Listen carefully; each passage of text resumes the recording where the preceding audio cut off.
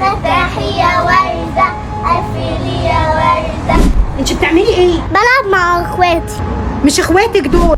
مرات الأب الخبيثة تفرق المعاملة بين بنتها وبنت جوزها. يا ريت قبل ما نبدأ أحداث القصة كلنا نصلي على النبي. يا بابا يا بابا انا عاوز اجي معاك.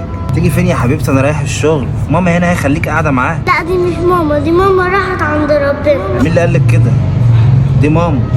يلا خليك قاعده معاها بقى لحد ما اروح الشغل واجي. يلا باي.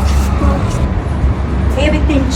انا سمعتك كنت بتقولي لابوكي ايه؟ ما كنتش بقول له حاجه. لا انا سمعت بتقولي له ماما فوق عند ربنا، ولا بتقولي له ان انا بقى بعاملك وحش؟ انا ما قلتش كده.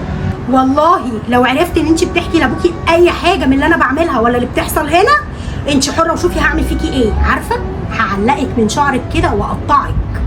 اياه شوفوا خلفه سودا.